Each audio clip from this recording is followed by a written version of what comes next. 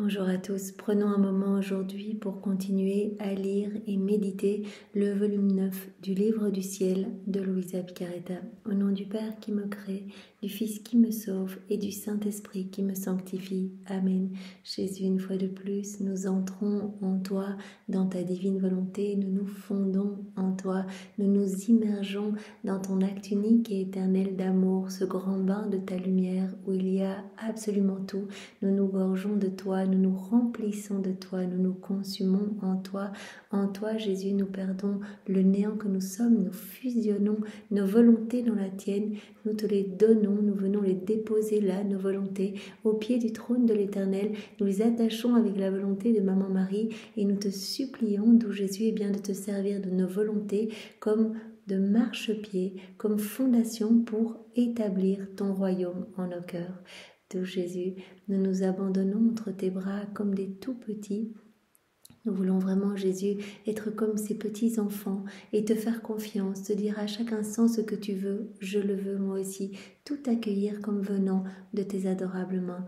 Nous voulons te dire sans cesse que tes plans d'amour, que tes desseins d'amour s'accomplissent dans ma vie, Seigneur, que ton règne vienne dans ma vie et dans la vie de tous mes frères et sœurs.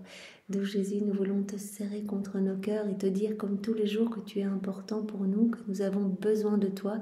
Nous voulons t'aimer, t'adorer, te louer, te bénir, te glorifier, t'honorer, te remercier, t'embrasser, te serrer, nous jeter à tes pieds, le tout avec ta volonté à toi. On veut t'offrir du parfait, Seigneur, et on le fait au nom de toutes les générations humaines, en réparation pour tous ceux qui ne t'aiment pas, tous ceux qui ne croient pas en toi, qui n'espèrent pas en toi, qui ne t'adorent pas, qui te tournent le dos, tous ceux qui commettent des actes sacrilèges, qui prononcent des paroles blasphématoires, tous les hérétiques, les infidèles, les schismatiques, les sectaires, tous ceux qui se débaptisent, tous ceux qui n'ont pas au plus foi en ta miséricorde, tous ceux qui commettent des actes déconnectés de ta volonté. Tu as dit c'était un péché, chaque acte qu'on fait sans toi, Seigneur, c'est un péché que nous entendons réparer. Seigneur, nous voulons rentrer dans cette parfaite correspondance d'amour avec toi et continuellement te donner ton amour, t'adorer avec tes adorations, te louer avec tes louanges, te bénir avec tes bénédictions, t'aimer, Seigneur, et te glorifier avec ta gloire.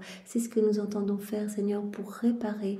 Nous voulons être tes petites sentinelles d'amour, nous trouver là entre le ciel et la terre et apaiser ta juste indignation, ta juste colère, apaiser ta justice divine en vraiment te disant au nom de tout ce que nous t'aimons. Parce que toi, tu souffres, Seigneur, tu nous donnes de l'amour, il y a de l'amour partout, tu nous maintiens en vie, tout est conservé par ton amour, tout est un bombardement de je t'aime, toutes est manifestation de ta tendresse divine.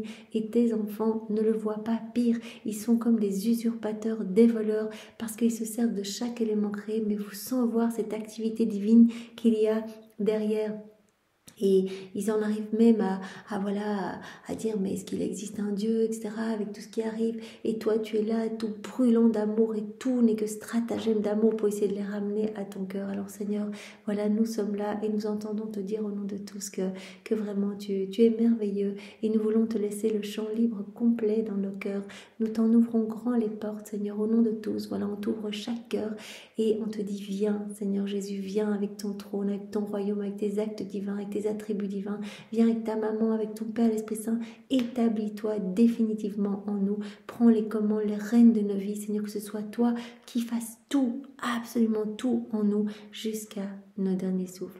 Oui, Seigneur, que nos actes ne soient plus des actes humains, mais qu'ils soient tous divins, éternels, remplis de l'infini avec cette portée merveilleuse. Ces actes, ces vies divines t'amenant une gloire parfaite, un amour parfait, une adoration parfaite. Jésus, nous nous offrons totalement à toi et nous te demandons de venir maintenant nous disposer chacun de nous pour que nous puissions accueillir et comprendre ce que tu veux nous donner aujourd'hui. Chaque vérité est merveilleuse, c'est une vie divine que tu sors de ton sein paternel pour nous guider, pour nous façonner, pour nous faire grandir à ta ressemblance dans cette sainteté, ta sainteté à toi que tu veux pour chacun de nous, alors que nous ne passions pas à côté mais que nous puissions vraiment être gorgés de ta lumière. Mets ton cœur à la place de nos cœurs et enveloppe-nous vraiment de toi. Viens nous donner ta sagesse et ta compréhension, Seigneur, vraiment que ces vérités puissent descendre en nous, que nous puissions les mastiquer et que tu puisses nous pousser, tout Jésus, à cette mise en pratique, à faire plus d'actes pour faire grandir cette vie divine en nous. à faire plus de rondes aussi. Quand on s'unit à toi, qu'on fait nos rondes, eh bien tu peux nous donner tout ce dont tu rêves de nous combler, alors que nous puissions sans cesse vivre unis à toi, t'appeler dans chacun de nos actes et vivre cette inséparabilité avec toi. Tu veux nous faire grandir, Seigneur, dans cette sainteté divine. Tu veux nous faire grandir à ta ressemblance. Alors nous sommes là et c'est ce que nous voulons, nous aussi. Donne-nous ce don, tout Jésus, donne-nous ce don que tu rêves tant nous donner. Pour le moment, tu nous le prêtes, mais un jour, eh bien, après avoir testé beaucoup notre constance dans les épreuves, dans les situations plus difficiles, est-ce qu'on est toujours en train de faire nos actes? Est-ce qu'on veut toujours ce don quand des situations se présentent où on aurait envie de reprendre un petit peu le contrôle de tout? Eh bien, est-ce qu'on est toujours dans ce parfait abandon à te demander ce cadeau ou pas? Et en nous testant, eh bien, après un jour, tu nous donneras définitivement ce cadeau et tu nous amèneras à vivre à ce 4e niveau de vie dans la divine volonté. Tu veux voilà, qu'on soit comme toi et tu nous amèneras à être complètement amour, absorbé dans l'amour et lumière, complètement lumière comme toi.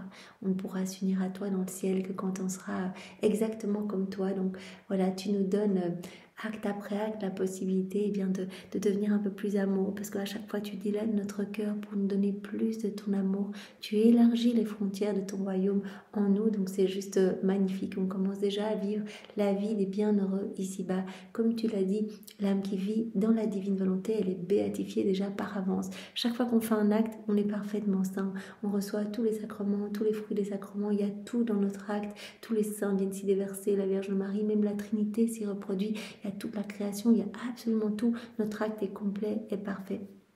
Donc c'est magnifique, continuons à faire nos actes et tous ces actes, ces vies divines alimentent la vie de Jésus en nous.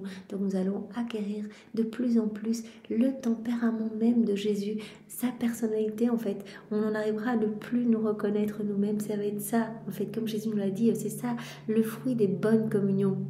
C'est ce que Jésus aurait voulu, voilà, en se donnant à nous dans la Sainte Eucharistie, eh bien, ce qu'on puisse perdre notre être propre et voilà, et ne plus nous reconnaître. Mais bien sûr, Jésus dit, les hommes sont tellement mal disposés que même des hommes qui vont communier tous les jours ne changent pas. Donc nous pouvons, voilà, dans la divine volonté, faire tout unis à Jésus. Jésus a dit, chaque acte que vous faites, c'est une hostie. Je prononce la parole de la consécration sur vous. Vous devenez hostie vivante complètement. Et j'utilise votre humanité, j'utilise vos yeux, votre bouche, vos mains, vos pieds, etc. pour agir à travers vous. Donc c'est juste magnifique. Et donc vous allez en arriver à prendre possession de moi. Je vais tellement grandir en vous que vous allez prendre possession de Dieu, possession de cet amour. En fait, c'est moi l'amour. Donc vous allez devenir complètement amour et vous allez sentir cette paix s'établir en vous. C'est moi la paix. Vous allez être propriétaire de tout. Vous allez avoir la divine volonté comme vie. Et la divine volonté, c'est la fontaine de toutes les joies célestes, de tous les bonheurs célestes, de toutes les béatitudes, etc. Donc c'est juste magnifique, Seigneur. Tu nous as mis trop l'eau à la bouche. On veut ce cadeau, on veut ce don. Alors vraiment, fais ce qu'il te plaira pour que nous puissions vraiment avancer, cheminer. Nous gardons bien dans nos mains la main de Maman Marie. Nous savons bien que c'est elle la reine du royaume de la divine volonté et tout ce qu'on peut lui reconnaître eh bien, provient du travail de la divine volonté en elle. Alors vraiment, qui mieux qu'elle et que toi peuvent nous guider sur ce chemin. On peut aussi prier Louisa qu'elle nous guide. Et donc on veut rester tout près de vous et voilà, nous laisser façonner, nous laisser travailler, nous laisser enseigner. Merci Jésus, sois immensément béni. Nous te demandons encore que tous nos actes, voilà, tous nos actes jusqu'au dernier qu'on fera, jusqu'à notre dernier souffle, eh bien, que sur chacun d'eux soient imprimées toutes les paroles du Notre Père, que nos actes soient enrichis de ces paroles du Notre Père, que ta volonté soit faite, que notre vie devienne prière, que notre vie devienne cette prière du Notre Père, et que chacun de nos actes soit également enrichi des paroles ad gloriam Dei, donc que tout soit fait pour ta gloire. Tu nous as parlé hier et tu nous en parles tellement, la pureté d'intention, que tout devienne amour en nous, que nous tendions vers l'amour, que nous nous nourrissions continuellement d'amour, que ce soit notre nourriture quotidienne. Comme les saints dans le ciel, on a appelé à vivre la vie des saints. Les saints, ils sont absorbés dans l'amour, ils n'ont pas des vertus, tout est amour en fait. Ils tendent et ils sont avec cet amour stable, cet amour fort, pas un amour avec un petit peu des vagues émotionnelles, de la sensibilité, s'il y a des bougies, des chants, de la guitare, telle ou telle personne, alors là je vais bien prier. Non, Jésus veut un amour stable, toujours, toujours, toujours. Son amour, en fait, c'est son amour. Il veut vraiment prendre tellement de place en nous qu'on ait cet amour stable, qu'on devienne d'autres lui sur la terre, que nos vies soient des imitations de sa vie. Donc, on a commencé ce volume 9 avec le chapitre 1, Laisse-toi transformer. Vous avez remarqué que c'est toujours les mêmes titres, en fait, parce que Jésus, dans tous ces 10 premiers volumes, eh bien, nous travaille petit à petit pour que nous puissions terrasser notre volonté propre, que nous puissions vraiment avoir les outils pour dompter notre volonté rebelle. Ce sont vraiment toutes les vertus humaines dans ces 10 premiers volumes, la sainteté humaine. Mais voilà, Jésus veut qu'en fait, on devienne d'abord vertueux pour qu'il puisse après nous engloutir dans ton amour, pour qu'il puisse, dans son amour, qu'il puisse après eh bien, absorber tout cela. En fait, tout ce qu'il veut, c'est qu'on renonce même à ses vertus, en fait. Donc, il nous parle de tout cela, mais il va nous dire après, il va falloir même renoncer à ses vertus. Je vous ai enseigné, je vous ai façonné pour travailler un petit peu votre façon de vivre et pour un petit peu, comme je le disais, dompter votre volonté rebelle. Mais ce que je veux, c'est que tout soit englouti dans mon amour. Donc, on a vu comme premier point, aime-moi, fais tout par amour pour moi. Donc, Jésus nous le demande, c'est toujours le premier point des premiers chapitres. Aime-moi, fais tout par amour pour moi, avec cette pureté d'intention. Alors, celui qui m'aime vraiment, donc l'amour vrai, il possède en fait. Il possède, il prend possession de l'être aimé. Donc, on va posséder Dieu en fait, en l'aimant avec cet amour vrai. Donc, en faisant nos actes dans la divine volonté, nos actes sont vraiment... son amour en fait. Et on ne peut pas donner un amour plus parfait qu'en faisant nos actes dans la divine volonté. On offre une gloire parfaite à Dieu, une adoration parfaite. On offre à Dieu toutes les réparations de tous nos frères et sœurs, en fait, les réparations pour tous les actes déconnectés de la divine volonté, etc. Donc celui qui m'aime vraiment, il va prendre possession de moi. Alors Jésus dit, l'amour vrai, il surpasse tout, il dépasse tout, il supplée tout. Il va suppléer, dépasser le savoir, même la dignité, la noblesse, etc. Je veux que vous soyez immergés dans l'amour. En fait, en étant totalement immergés en moi, dans mon amour, eh bien, en fait, vous allez prendre propriété de moi, possession de moi. Je vais devenir votre propriété. Vous allez vous nourrir de moi. Vous allez même me dévorer. C'est un terme que Jésus a utilisé hier. Et on va être identifiés, on va être inséparables. Alors, on avait vu Louisa qui faisait des réparations, qui unissaient toutes ses souffrances aux souffrances de Jésus, qui unissaient son amour à l'intensité de l'amour de Jésus pour tout offrir à Jésus. Elle disait, voilà, je souffre de ne pas te voir, mais je t'offre voilà cette souffrance de vivre sans vivre vraiment, etc. Ce martyre que je vis, je te l'offre, Jésus. Je l'unis à ton amour et je te l'offre. Jésus avait dit, mais quand tu fais ça, en fait, tu m'offres comme une musique divine, en fait. Tu m'offres des notes d'amour qui me rassasie complètement, qui rassasie complètement mon être divin. Et alors Jésus avait dit aussi à Louisa, sache que tu ne me confondras jamais en amour. En fait, c'est moi qui te pousse à faire tout ça, qui te pousse à faire tes rondes, à me donner de l'amour. C'est moi qui te remplis d'amour. Donc tu as l'impression que c'est toi qui me confonds d'amour, mais jamais en fait. Je ne me laisserai jamais dépasser en amour. Et quand on fait nos actes, on offre donc un amour parfait. On offre Dieu à Dieu et Dieu ne peut pas se laisser vaincre. Jamais. Et donc, il va redoubler cet amour dans nos cœurs et dans tous les cœurs. Donc, on va être vraiment sous des torrents de grâce, de bénédiction à chaque fois qu'on va faire un acte dans la divine volonté.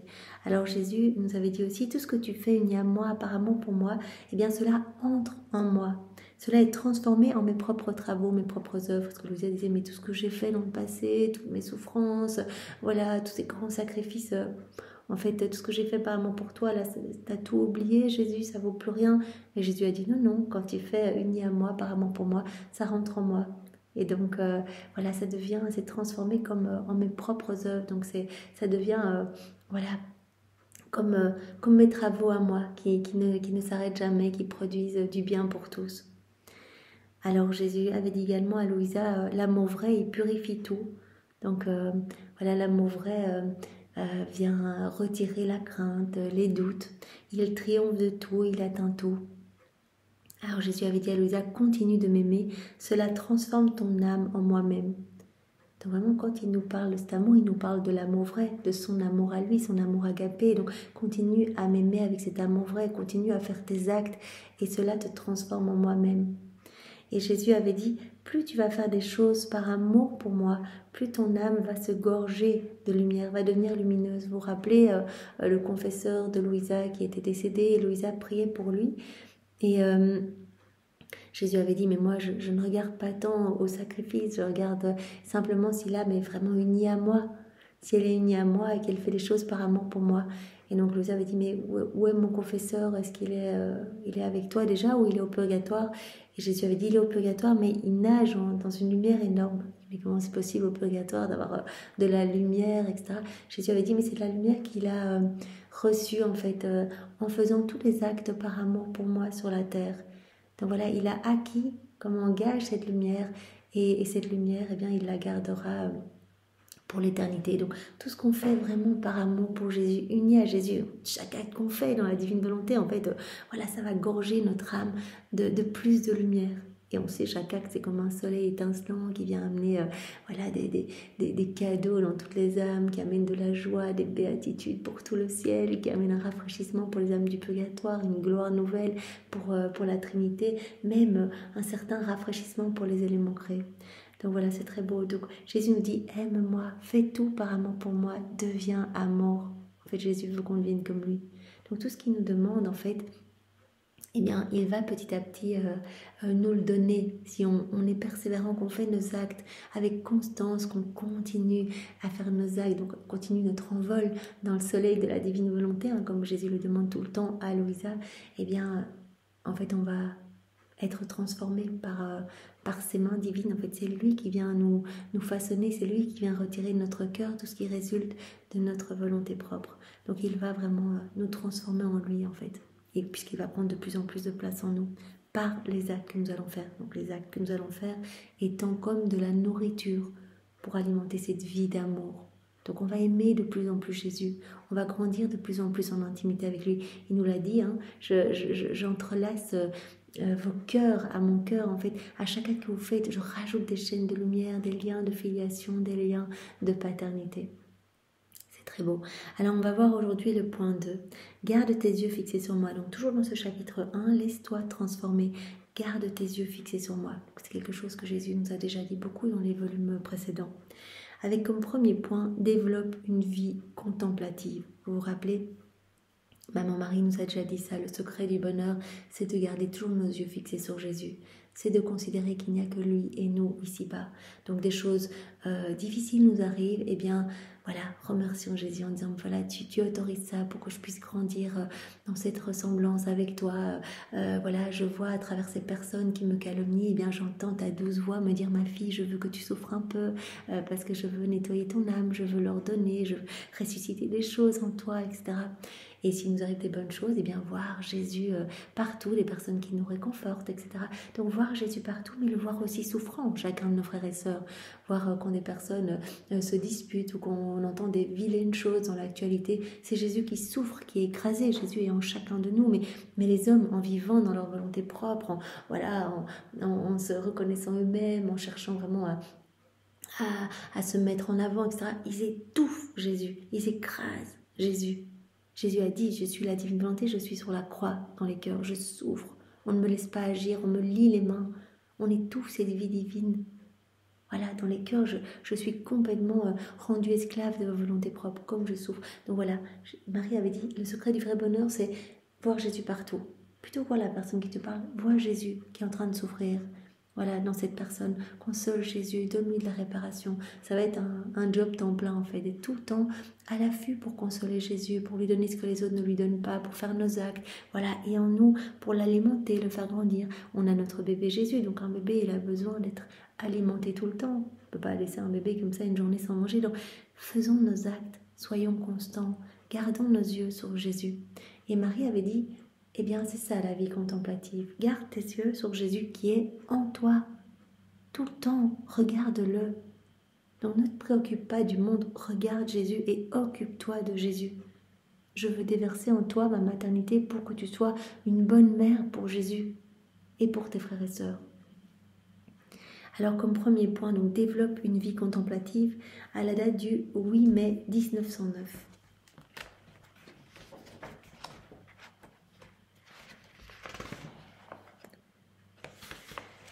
Me trouvant dans mon état habituel, mon aimable Jésus se montra brièvement et me dit « Ma fille, si quelqu'un parle beaucoup, c'est signe qu'il est vide dans son intérieur.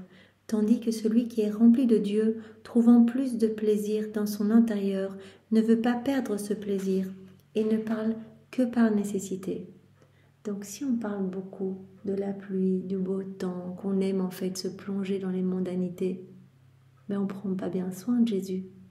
C'est signe qu'on est vide de Jésus. Mais au plus on va s'unir à lui, au plus on va aimer ces moments d'intimité avec lui. On va vouloir se retrouver tout le temps avec lui. En fait, on va lui parler continuellement en disant « Jésus, tu manques de rien. Oh Jésus, je te console, je t'aime. » Voilà, tout le temps. Je répare, je viens m'unir à toi dans chaque ciboire, chaque tabernacle. Je suis avec toi, d'où Jésus, je partage toute ta vie eucharistique. Jésus, je répare pour tous ceux qui ne se prosternent pas en rentrant dans les églises. Je répare pour tous ceux qui ont des comportements irrévérencieux devant toi. Je répare. Voilà, on va être tout le temps en train de parler à Jésus en nous. Donc, si on parle à Jésus, on parlera moins autour de nous. Des petites choses du monde, cela ne nous intéressera plus. On n'aura nos yeux que fixés sur Jésus, à le contempler, à l'aimer, à vouloir le faire grandir. Alors Jésus dit, quand vous parlez de ma divine volonté, il n'y a rien qui me fait le plus plaisir parce que j'entends votre voix qui tient compagnie à ma voix. Mais n'ouvrons pas nos bouches comme Jésus nous l'a dit dans le volume précédent pour parler de choses vaines, de choses qui le blessent en fait. À chaque fois qu'on ne le glorifie pas, on lui donne une mort. Donc voilà, que nos bouches ne s'ouvrent que pour proclamer la vérité, que pour annoncer cette merveilleuse nouvelle du royaume. Et sinon, gardons le silence, gardons cette intimité avec Jésus dans le brouhaha du monde. Comment entendre sa voix? Comment lui parler? Comment être en train de continuellement faire nos réparations? Donc au plus on va s'immerger dans la divine volonté, au plus on va rechercher le silence pour être avec Jésus. Voilà, on va faire notre vaisselle, on va dire Jésus, avec toi on va aller récurer tous les cœurs, on va les nettoyer, on va les disposer à accueillir cette vie dans la divine volonté, cette inséparabilité avec toi, d'où Jésus. Voilà, mais si on met la musique, on écoute, qu'on commence à parler à droite à gauche, on ne sera plus dans nos réparations, on ne sera plus dans ces moments d'intimité avec Jésus. Voilà. Si quelqu'un parle beaucoup, c'est signe qu'il est vide dans son intérieur, tandis que celui qui est rempli de Dieu, trouvant plus de plaisir dans son intérieur, ne veut pas perdre ce plaisir et ne parle que par nécessité. Et même quand il parle, il ne quitte jamais son intérieur et tente, en ce qui le concerne, de graver dans les autres ce qu'il ressent en lui. Ça, c'est encore un conseil de Marie à Louisa quand elle disait « mais j'ai pas envie que les gens viennent me visiter, etc. » Il y avait personne qui venait la voir et elle dit « mais Jésus, comment je peux rester attentive à toi quand les personnes viennent autour de moi ?» Et Marie avait dit « il y a à nouveau cette vie contemplative. Voilà, reste toujours très attentive à ton trésor. En fait, si les gens viennent à toi, c'est qu'ils sont attirés par ce trésor que tu as en toi. Voilà, le fait que tu souffres avec tellement de patience, de constance et d'amour. Cette souffrance que tu as en toi, voilà, la souffrance et Jésus qui est dans la souffrance. Donc, occupe-toi toujours de ton trésor de Jésus en toi et essaye, voilà, par ton comportement, par ton écoute, par ta manière d'être, essaye d'enrichir les personnes qui viennent te voir. Donc, ne pars pas dans des conversations qui ne servent à rien. Essaye que ces personnes qui viennent te voir ou que tu rencontres, repartent enrichies du trésor que tu portes en toi, Jésus. Donc reste toujours bien attentive à ce trésor, console-le, occupe-toi de lui et essaye de l'infuser dans les autres personnes. Que ces personnes repartent riches de ton trésor. Et même quand il parle, il ne quitte jamais son intérieur et tente en ce qui le concerne de graver dans les autres ce qu'il ressent en lui. Par contre, celui qui parle beaucoup est non seulement vide de Dieu, mais par ses nombreuses paroles, il tente de vider les autres de Dieu. Voilà, si on parle tout le temps, des choses du monde, qu'on parle, eh bien Jésus dit, non, tu te vides toi-même de moi en fait. Voilà, que tout soit moi en toi, que tout déborde de ma présence en fait, que ta bouche ne s'ouvre que pour faire rejaillir ma lumière. Alors donc, garde tes yeux fixés sur moi, développe une vie contemplative. Point 2, ne pense pas à toi. À la date du 4 octobre 1909.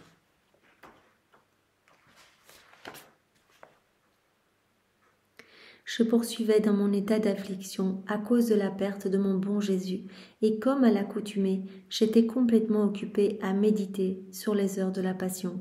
J'en étais à l'heure où Jésus fut chargé du lourd bois de la croix. Le monde entier m'était présent, passé, présent et futur. Mon imagination semblait voir toutes les fautes de toutes les générations, oppressant et écrasant le bienveillant Jésus, si bien que comparé à tous les péchés, la croix n'était qu'un brin de paille, l'ombre d'un poids. C'était pas la croix qui était lourde, c'était tous nos péchés. Jésus était chargé de tous nos péchés. Et donc elle a vu toutes les offenses à travers les siècles. Voilà, toutes les fautes passées, présentes et futures, donc de toutes les générations qui oppressaient et écrasaient Jésus. J'essayais de me serrer contre Jésus en lui disant « Vois ma vie, mon bien, je viens me tenir ici au nom de tous. » Vois-tu toutes ces vagues de blasphème? Ô Jésus, je me tiens ici pour te répéter que moi je te bénis au nom de tous. Donc elle vient réparer voilà, les vagues de méchants mots, de blasphème, de mauvaises paroles. Elle dit, moi je veux te répéter avec mes lèvres que je t'aime, que je te bénis au nom de tous. Je veux couvrir en fait toutes ces voix méchantes. Combien de vagues d'amertume, de haine, de mépris, d'ingratitude et de manque d'amour. Jésus, je veux te consoler au nom de tous. Je veux t'aimer au nom de tous. Je veux te remercier, t'adorer et t'honorer au nom de tous. Cependant, mes réparations sont froides, misérables et limitées, alors que toi, l'offensé, tu es infini. Par conséquent, je veux rendre infini mon amour et mes réparations. Je veux t'aimer avec un amour divin. Je veux réparer avec des réparations divines. Je veux te bénir avec des bénédictions divines. Parce que toi, tu es infini. Je ne veux pas te donner mon petit amour humain. Je veux rendre mon amour et mes réparations infinies. Et dans le but de les rendre infinis, immenses et sans fin, je m'unis à toi, Jésus. C'est comme ça qu'on peut donner Dieu à Dieu. On s'unit à Jésus. Je m'unis à toi, je m'unis à ta divinité, de même qu'au Père et au Saint-Esprit. Et je te bénis, Jésus, avec tes propres bénédictions, avec vos propres bénédictions. Je t'aime avec votre propre amour. Elle prend l'amour trinitaire, elle l'offre à Jésus. Elle prend les bénédictions de la Trinité, elle les offre à Jésus. Je te console avec vos propres douceurs. Elle prend les douceurs trinitaires et elle les offre à Jésus. Je t'honore et je t'adore comme vous le faites entre vous, les divines personnes. Donc je prends cet amour entre vous et je te le redonne, Jésus, afin que mon amour puisse vraiment te consoler, toi l'infini. Qui pourrait dire tout ce qui sortait ainsi de mon intelligence, bien que je ne sois bonne qu'à dire des sottises? Je n'en finirais pas si je voulais tout dire. Quand je fais les heures de la Passion, je me sens comme si, avec Jésus, j'embrassais l'immensité de son œuvre, et au nom de tous, je glorifie Dieu, je répare et implore pour tous. Il m'est difficile de tout dire. Quand on rentre dans les heures de la Passion, on est avec Jésus, tout se renouvelle, se réactualise dans notre cœur et alors avec tous les fruits qui sont attachés au mystère auquel on s'associe. Donc là, elle est avec Jésus. Et alors elle voit Jésus qui porte la croix. Après, il n'y a pas de limite, on peut faire ce qu'on veut, on peut aller près de Jésus, dire Jésus, attends, voilà, je te présente mon épaule, je veux porter la croix avec toi, j'embrasse cette plaie de ton épaule, Jésus, et je répare avec toi en t'offrant tes propres réparations pour tous les péchés de confort, les péchés cachés. Oh doux Jésus, je te vois tomber, j'embrasse tes genoux, j'imprime mes je t'aime avec ta volonté, je répare pour toutes nos chutes, nos rechutes dans le péché et les chutes aussi des âmes consacrées. Oh doux Jésus, je suis avec toi quand tu rencontres ta maman, je veux te donner tout l'amour l'amour que tu as reçu là sur le chemin du calvaire. Je change tous les cris de malédiction, toutes les méchancetés humaines en cris d'amour, de louange, de bénédiction. Enfin, on peut faire ce qu'on veut. Et je répare avec toi et je prends tes réparations, Seigneur. Les réparations de maman Marie, là en souffrance sur le bord du chemin. Je prends toutes ces réparations, j'ajoute mais je t'aime et j'offre tout au Père pour lui demander le triomphe du cœur de ta maman, pour lui demander l'avènement de ton royaume sur la terre, la conversion des âmes. Et pour lui donner toute la gloire que vous lui avez donnée dans ce mystère, tout l'amour que vous lui avez donné dans ce mystère, afin que cet amour soit redoublé, renouvelé dans mon cœur et dans tous les cœurs. Et Jésus, je te recouvre de ton amour, de l'amour de maman Marie, de ses baisers, de ses caresses. Et je veux prendre les mérites, les fruits de toutes tes souffrances que je répands sur le monde. Donc vraiment, on peut faire ça, c'est ça les rondes. Donc on est là et on réactualise. Voilà, quand je fais les heures de la Passion, je me sens comme si avec Jésus j'embrassais toute l'immensité de son œuvre. Et au nom de tous, je glorifie Dieu, je répare et j'implore pour tous. Oh, il m'est difficile de tout dire, mais en fait on doit vraiment laisser la divine volonté faire en nous. Si on s'immerge dans la divine volonté, on commence à vivre ces heures de la Passion avec Jésus. C'est la divine volonté qui va nous guider en fait à faire telle ou telle chose. Et c'est de même quand on médite les mystères du Saint-Rosaire. Eh bien, il se peut que pendant toute une dizaine, par exemple, si on médite sur l'Annonciation, la Visitation, eh bien, on va peut-être être juste avec Jésus dans le sein de Marie, à le consoler, à lui retirer sa couronne d'épines, ses multiples, ses innombrables couronnes d'épines sur sa tête, à le prendre dans les bras, à nous unir à ses peines et ses réparations, ou peut-être une autre fois, la divine volonté nous guidera à nous réjouir avec l'archange Gabriel, avec maman Marie, à répandre cette joie partout, cette lumière partout, cette joie du Père, de l'Esprit Saint, qui à partir de 5 gouttes de sang a façonné la petite humanité de Jésus. Une pensée me vint, donc elle est en train de méditer là sur le chemin de croix, elle dit c'est immense, elle est en train de réparer pour toutes les générations humaines. Une pensée me vint, tu penses aux péchés des autres et que dis-tu des tiens ? Je me dis, mais en fait, je suis en train de faire des réparations pour les péchés de tous mes frères et sœurs et mes péchés à moi alors. Pense aux tiens et répare pour les tiens. Alors j'ai essayé de penser à tous mes maux, à mes grandes misères, à mes privations de Jésus causées par mes péchés. Je me dis, mais c'est peut-être parce que je suis mauvaise, que Jésus vient pas me voir, qu'il me prive de sa présence, bien que Jésus lui ait dit à tant et tant de reprises que s'il ne venait pas, c'était parce qu'il voulait exercer sa justice divine. Donc elle est en train de faire un retour sur elle-même, ce que Jésus n'aime pas du tout. Il a toujours dit, garde tes yeux sur moi, pas de retour sur toi. Ainsi distraite des choses habituelles de mon intérieur, je pleurais sur ma grande infortune. Sur ces entrefaites, mon Jésus, toujours aimable, bougea en moi et me dit d'une voix sensible, « Veux-tu être l'arbitre de toi-même ? Est-ce que tu veux regarder ton nombril et être ton propre arbitre ? Le travail de ton intérieur, c'est le mien, et c'est pas le tien. C'est le mien et non le tien. Tu n'as qu'à me suivre. Le reste, je le fais moi-même. T'as pas à te préoccuper. Moi, je te purifie de tout. Toi, tu dois juste t'occuper de moi. Garder tes yeux sur moi, t'occuper de ma vie, t'occuper de me glorifier, de réparer, etc. Et moi, je m'occuperai de tout. C'est ça l'échange de vie. On donne notre vie à Jésus et Jésus nous donne sa vie. Nous, on va s'occuper de sa vie et lui va s'occuper de la nôtre. Veux-tu être l'arbitre de toi-même ? Le travail de ton intérieur, c'est le mien et non le tien. Tu n'as qu'à me suivre. Le reste, je le fais moi-même. Tu dois cesser de penser à toi. C'est vraiment pour nous. Jésus autorise souvent des émotions, etc. En Louisa, des questionnements pour nous répondre à nous. Nous, il y a tout le temps des retours sur nous-mêmes. Pour ma part, tout le temps, on repense à nos péchés, on peut être même méticuleux, pointilleux sur nos péchés, etc. Jésus n'aime pas ça. Il dit non, maintenant tu me fais confiance. Voilà, tu ne dois pas regarder, sinon ça va te freiner dans cet avancement, dans cette marche pour vivre dans ma divine volonté. Tu dois cesser de penser à toi, ne rien faire d'autre que ce que je veux. Moi, tu ne regardes que moi.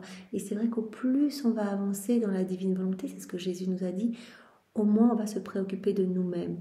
Il n'y a plus d'intérêt personnel dans la divine volonté, parce que Jésus nous donne tout, on est propriétaire de tout. Donc on va arrêter de demander pour nous, de supplier. Et je pense à ce passage où Louisa disait pitié, pitié Jésus, pour mes péchés, ton sang, tes plaies. Et Jésus se montre à elle crucifiée et dit « Pitié, pitié ma fille, tu me demandes de la pitié, regarde comment moi je suis totalement crucifiée, je suis là en sang, voilà, tout avec des bleus, des crachats sur le visage, etc.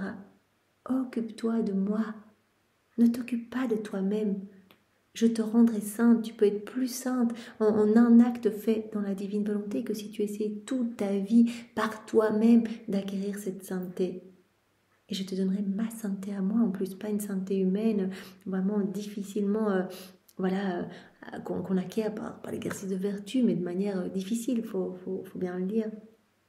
Tu dois cesser de penser à toi, ne rien faire d'autre que ce que je veux, et je m'occuperai moi-même de tes maux et de tes biens. Je m'occuperai de tout, en fait. Tu dois juste t'occuper de moi.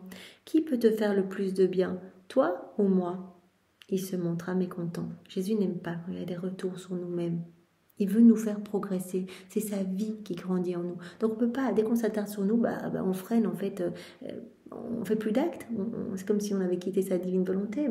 On se regarde à nouveau nous. On est de nouveau en prise des tentations, des forces obscures, etc. Tandis que dans ses bras, en ne regardant que Jésus, vous vous rappelez cette image que Jésus nous a donnée, volume 6 ou volume 7, ou peut-être 8, je ne sais plus. Voilà, on devait être vraiment dans ses bras, en fait, comme un petit enfant dans ses bras. C'est dans le 7, il me semble.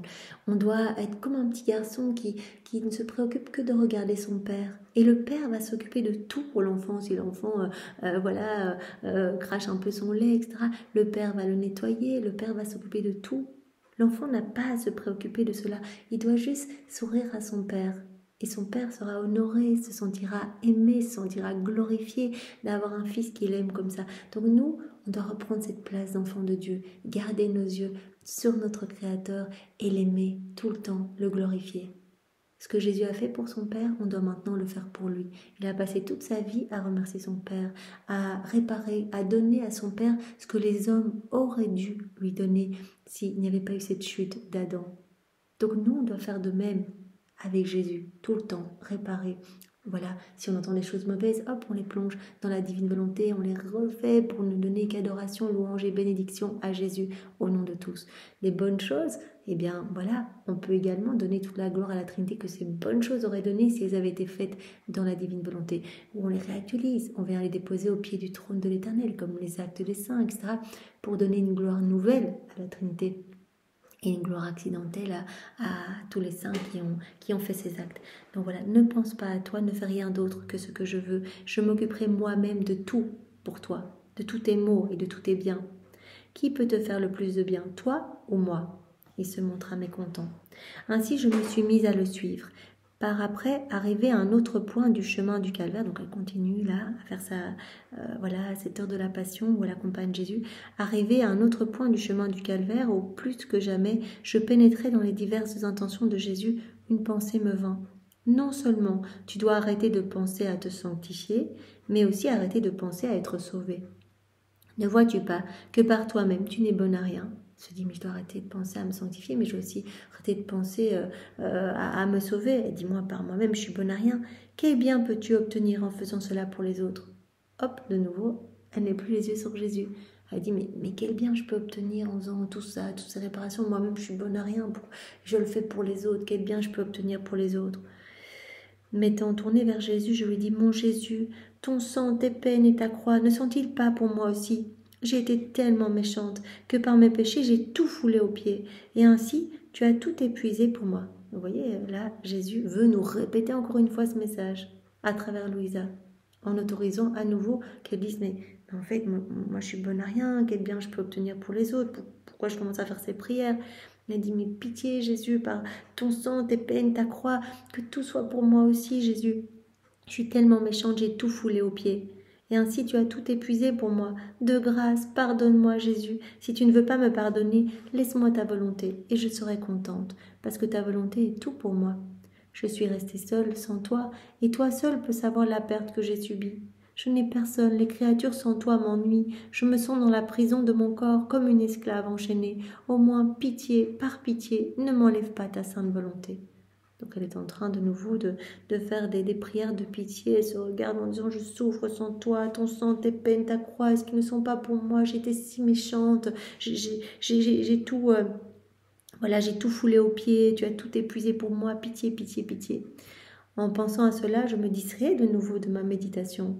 Voilà, plutôt que rester les yeux sur Jésus qui porte sa croix, l'aider, être tout attentive à Jésus, à ce qu'il a besoin, venir essuyer ses cheveux, à venir lui offrir tout ce que nous sommes. Voilà, comme Sainte Véronique qui est venue essuyer le visage, et bien dans la méditation, il y a aussi je veux faire comme Sainte Véronique, mais je veux pas te donner seulement un petit tissu pour t'essuyer, je veux te donner tout ce que je suis, tout mon être, je veux te donner mes pensées, mes émotions.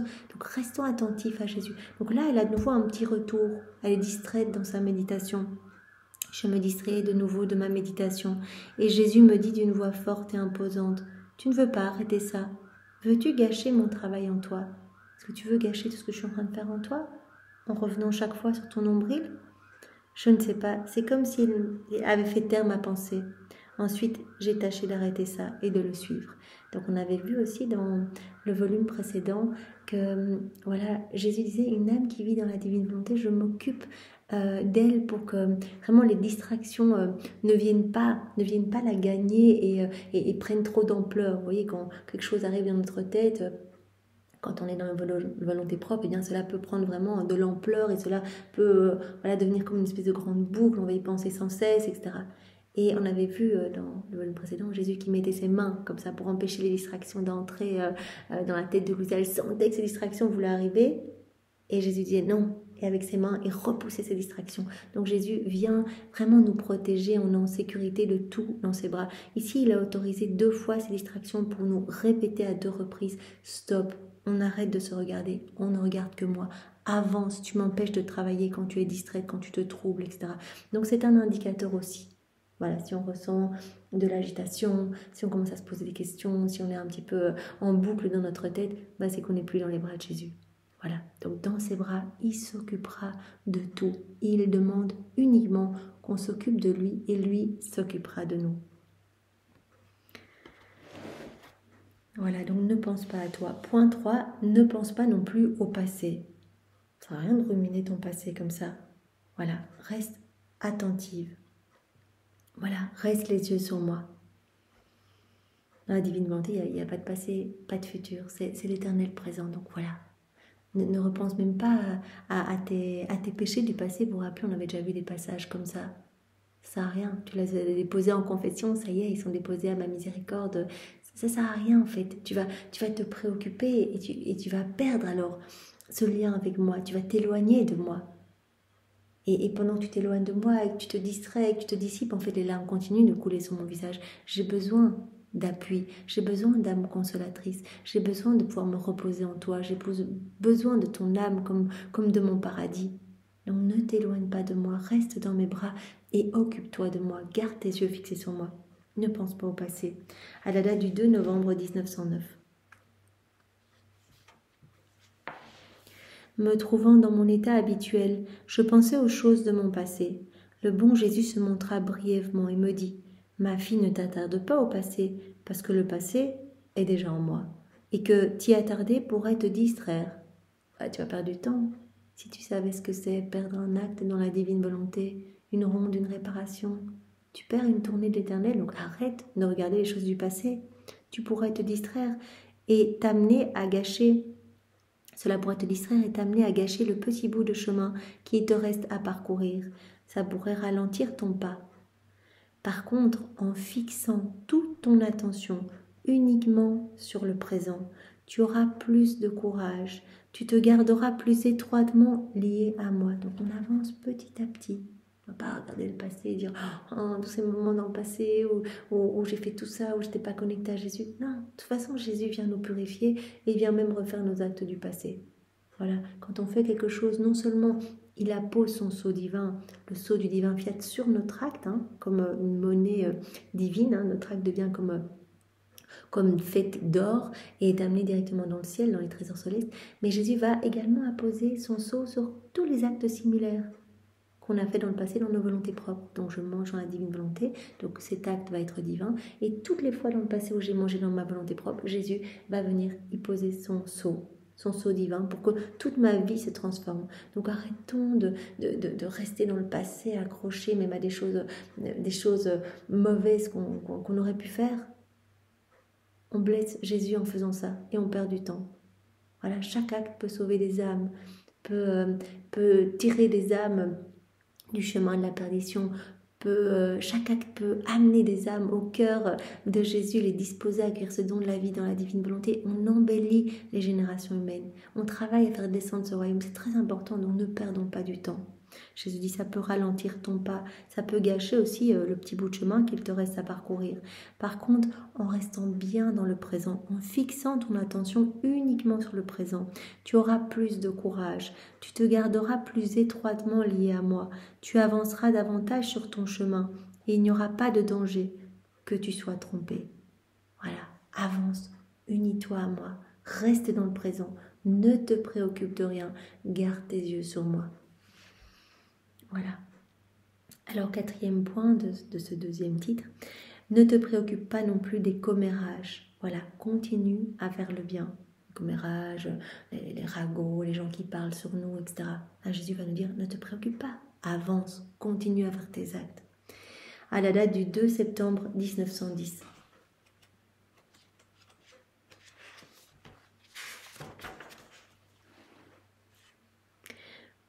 Je pensais à Jésus portant sa croix sur le chemin du calvaire. Donc elle est tout le temps en train de méditer les heures de la passion, Louisa, on le sait. Au moment où il rencontra les femmes et où, ignorant ses souffrances, il s'occupa de les consoler, de leur répondre et de les instruire. Comme tout était amour en Jésus, c'était lui qui avait besoin d'être consolé, et cependant c'était lui qui consolait. Jésus souffrant avec cette plaie dans l'épaule, en portant tous nos péchés, Jésus en énorme souffrance, qui console les saintes femmes. Et dit quel amour, tout est amour en Jésus, il a besoin d'être consolé et c'est lui qui console. Et dans quel état il était, tout couvert de plaies, la tête transpercée d'épines acérées, pantelant et presque mourant sous la croix. Cependant, c'est lui qui consolait les autres. Oh, quel exemple! Quelle honte pour nous, à qui il suffit d'une petite croix pour nous faire oublier le devoir de consoler les autres. Voilà, Jésus qui veut continuer sa vie en nous, bien il veut aussi qu'au milieu de nos souffrances, on ne soit pas en train de les regarder, en train de nous plaindre, mais qu'on soit dans l'amour du prochain, toujours, comme lui, sous le poids de la croix, qui vraiment faisait déborder son amour partout autour de lui. Ensuite, je me suis souvenu des fois où, accablé par la souffrance ou par la privation de Jésus, rempli d'amertume jusqu'à la moelle de mes os, je m'efforçais de consoler et d'instruire les personnes qui m'entouraient en m'oubliant moi-même.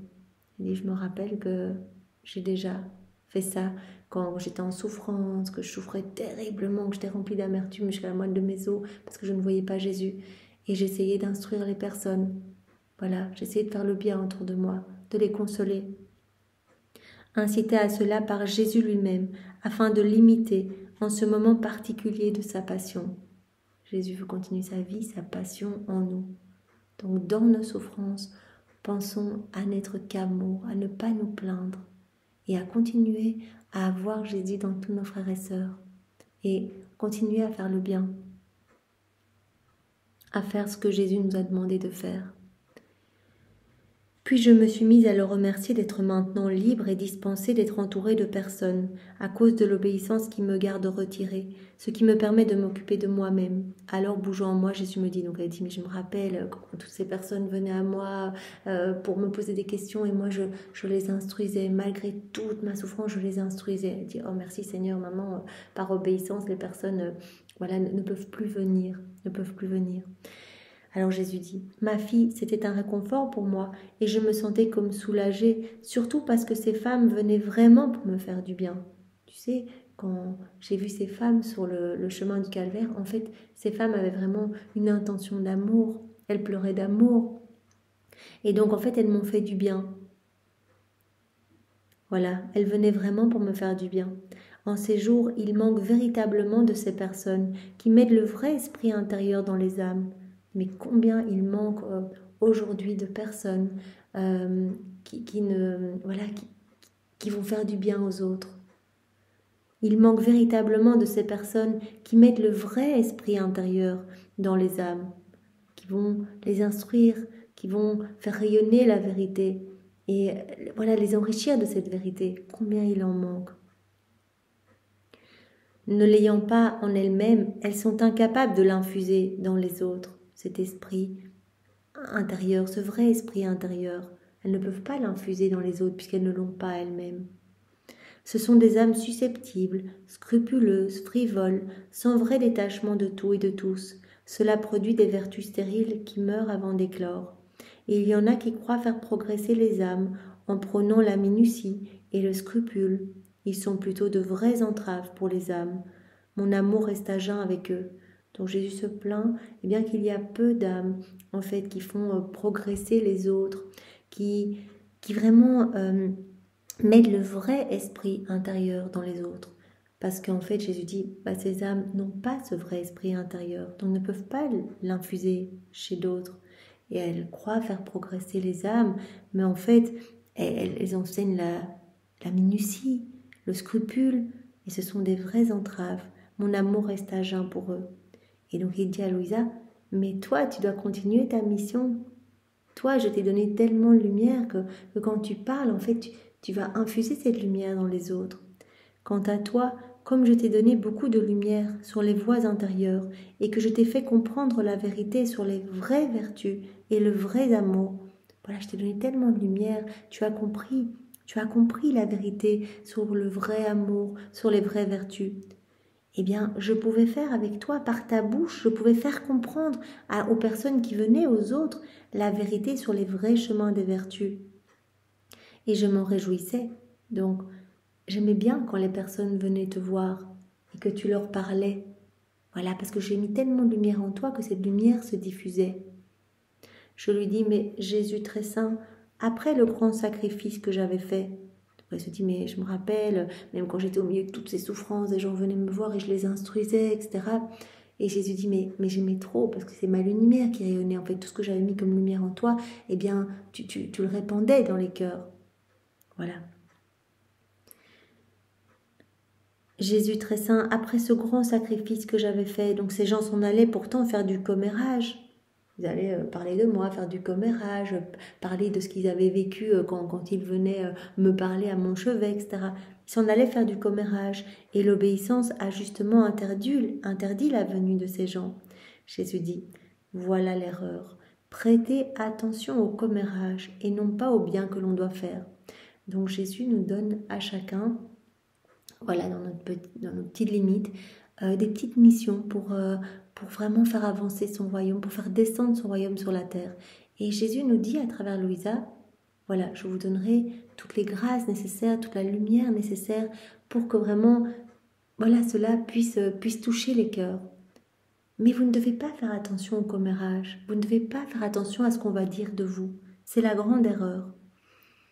Prêtez attention au commérage et non pas au bien que l'on doit faire. Donc, on reste attentif, on fait nos actes, on parle de la divine volonté et on ne prête pas attention au qu'en dira-t-on, au commérage. Jésus dit, sur moi aussi ils ont comméré. Et si je m'étais arrêté à ces racontars, je n'aurais pas accompli la rédemption des hommes. Si j'avais cherché à plaire aux hommes, si j'avais cherché à aller dans le sens qu'ils attendaient, etc. Ils ont aussi comméré sur moi, ils ont aussi fait du commérage, parlé dans mon dos. Je ne me suis pas arrêtée à ça, j'ai avancé. Si je m'étais arrêtée à ça, je n'aurais pas accompli la rédemption des hommes. Par conséquent, il faut s'occuper de ce qu'on a à faire et non pas de ce que disent les gens. Donc voilà, chacun de nous, occupons-nous, c'est le prodige des prodiges, la vie dans la divine volonté, c'est le miracle des miracles. Donc avançons, faisons nos actes. C'est une mission énorme déjà que Jésus nous donne de faire nos actes tout le temps, d'être attentifs. Voilà cette économie du mouvement, que chaque mouvement soit fait dans la divine volonté, chaque parole, chaque respiration, d'appeler Jésus à chaque instant, d'appeler sa divine volonté pour qu'elle vienne se nicher dans nos actes avec tous les attributs divins. Voilà, continue à faire ce que je te demande de faire, ce que je veux que tu fasses. Et ne te préoccupe pas du qu'en dira-t-on. Voilà, Satan il est furieux, on le sait, il n'aime pas les âmes qui vivent dans la divine volonté parce qu'il voit se recréer en ces âmes ce que lui a perdu. Et puis il voit toute la lumière qui rayonne, toutes les âmes qui sont sauvées à chaque acte que l'on fait. Et ça fait un effet évidemment boule de neige. À chaque fois qu'on fait un acte, il y a une nouvelle personne qui découvre les écrits du ciel, qui donne son oui à Jésus. Et donc voilà, on travaille vraiment à embellir toutes les générations humaines. Donc Satan a horreur des âmes qui vivent dans la divine volonté. Et il a peur de toute cette lumière qui rayonne de ces âmes. Donc Satan ne peut pas nous attaquer tant qu'on est dans la divine volonté, dans les bras de Jésus, immergé dans cette mer de lumière. On ne ressentira pas. Il ne peut pas nous attaquer. Mais par contre, il va pouvoir essayer de nous perturber par des commérages, des qu'en dira-t-on, des personnes autour de nous qui vont nous blesser en disant « mais qu'est-ce que tu fais, mais c'est n'importe quoi ». Enfin, voilà. C'est ça les commérages. On parle dans notre dos. Si on s'attache à ça en disant « je ne plais plus à telle ou telle personne parce que je fais ça et ça », non, Jésus dit arrête, c'est ça l'erreur. Avance, fais ce que tu as à faire. Sois attentif à ce que tu dois faire et non pas au commérage. Voilà, par conséquent, il faut s'occuper de ce qu'on a à faire et non pas de ce que disent les gens. Quant aux commérages, ils restent au compte de ceux qui les font. Il y a une justice de toute façon. Les commérages resteront au compte de ceux qui les font. Donc voilà. Donc avance et travaille pour moi, faire descendre ce royaume sur la terre. À chaque acte que tu fais, c'est comme si tu créais une marche supplémentaire à cet escalier d'or en fait que tu empruntes toi-même pour t'immerger plus profondément dans cette mer de lumière, mais que d'autres aussi vont pouvoir emprunter. Et tu crées comme de nouvelles voies, de nouveaux chemins, de nouvelles portes, de nouveaux accès, de nouvelles clés, permettant aux âmes de retrouver le chemin de la maison du Père, de venir dans mes bras, revenir dans mes bras. Donc les âmes se disposent à accueillir ce don par les actes que nous faisons. Il y a des grâces, il y a des carines, il y a des cadeaux, il y a des bénédictions qui sont déversées à profusion dans les cœurs. Jésus dit d'ailleurs, tous vont recevoir quelque chose. Maintenant, est-ce qu'ils vont accueillir ces cadeaux ou pas ? Ça dépend de la disposition, de l'ouverture du cœur. Mais tous vont recevoir quelque chose. Et maintenant, si leur cœur est ouvert, eh bien, hop, les grâces vont rentrer. Et il va y avoir des personnes qui vont ouvrir la Bible et qui vont être percutées, qui vont être touchées, qui vont être brûlées. D'autres qui vont se décider d'aller se confesser, etc. Après de nombreuses années dans le péché, etc. Donc, il y a des choses qui se passent. Et c'est ça qui est magnifique. Jésus nous a dit, l'âme qui vit dans la divine volonté, elle participe. Elle concourt à tout le bien qui peut exister sur la terre et dans le ciel. Tout le bien, toutes les grâces passent par les âmes qui vivent dans la divine volonté, par leurs actes. Donc même des âmes du passé là, qui ont acquis leur sainteté, qui ont pu être martyrs, mourir de manière héroïque pour le Seigneur, etc. Ils ont reçu cette grâce. Eh bien, c'est parce qu'on fait nos actes aujourd'hui dans la divine volonté. Ou alors, voilà, Saint François qui a pu se dépouiller de tout, ou Saint Charbet qui dormait voilà, sur une petite bûche de bois en ermite, voilà, toute la journée sur ses genoux en prière, etc. C'est des grâces qui étaient données à ces saints. Padre Pio qui faisait 35 chapelets par jour, ou peut-être un peu moins, mais beaucoup, c'était des grâces qui étaient données. Eh bien, ces grâces ont été données parce que il y a des actes qui sont faits dans la divine volonté, qui ont été faits, qui sont faits, qui seront faits. Donc peut-être nos actes à nous. Donc voilà, tout le ciel se réjouit quand on fait des actes parce que le ciel et la terre ressentent vraiment... tout est ébranlé en fait et tout le ciel vient dire « Allons vite nous déverser dans cet acte. » Il y a quelqu'un de notre famille qui fait un acte. Comme le disait, je ne sais plus si elle parle du Taine, voilà, les saints ont notre photo voilà, à côté de leur nuage.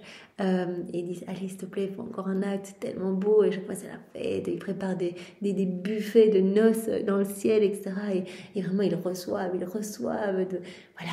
Et on peut leur donner de la gloire accidentelle à chaque fois qu'on fait des actes, à chaque fois qu'on refait leur vie dans la divine volonté. On peut tout leur offrir aussi, on peut leur offrir toutes les messes, on peut leur offrir toute la passion de Jésus, tous les fruits et les mérites de ses souffrances, des souffrances de Marie.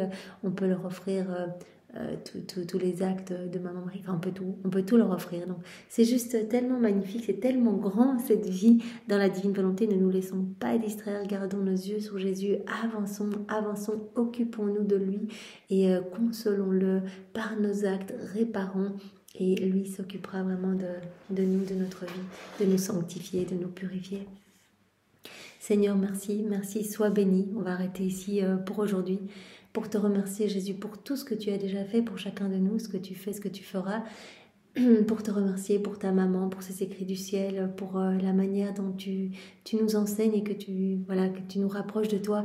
Eh bien, on veut te remercier avec les remerciements de Marie, tes propres remerciements, On veut t'étreindre avec les baisers de ta maman, avec ses caresses, avec ses bras à elle. On veut t'envelopper sous son manteau céleste. On veut te recouvrir de tout cet amour trinitaire, l'amour de ton Père, l'amour de l'Esprit Saint. On veut reprendre tout ton amour manifesté partout dans la création. On le fait nôtre, ainsi que tout l'amour que tu as manifesté partout dans l'œuvre de la rédemption, dans les sacrements. On fait nôtre tout cet amour. On ajoute nos je t'aime et on te le redonne en réponse à ton amour, Seigneur, au nom de tous. Et puis on veut également t'offrir tous les actes d'amour de tous les saints, de tous les temps, refaits dans ta volonté, et tous les actes accomplis dans ta divine volonté par Adam. Dans son état d'innocence, ces jeux amoureux dont tu nous as tant parlé dans différents volumes, eh bien voilà, on te réoffre toutes ces danses d'amour, toutes ces joies, en fait, ces soleils, voilà, quand il bougeait, quand il respirait, voilà, tout était amour, tout était joie pour vous, Trinité très sainte. Alors voilà, on vous réoffre cela. Ainsi, Jésus, que tous les actes accomplis dans la divine volonté par Louisa et par les âmes à la suite de Louisa. Voilà, on t'inonde d'amour, Seigneur, et on le fait au nom de tous tes enfants, de tous ceux qui ne veulent pas de toi, qui ne parlent pas de toi et qui ont même honte d'aller à l'église t'honorer, Seigneur. Voilà, on veut tout réparer et on veut rester toujours enfermé dans ton cœur. Voilà, dans ton cœur, il y a tout. Et bien que ce qui nous empêche de quitter ton cœur soit les barreaux de ta sainte volonté, et que nous puissions être consumés, brûlés par les flammes ardentes de ton amour, Seigneur, sois béni. Au nom du Père et du Fils et du Saint-Esprit. Amen. Belle journée à tous, soyez tous bénis. Au revoir.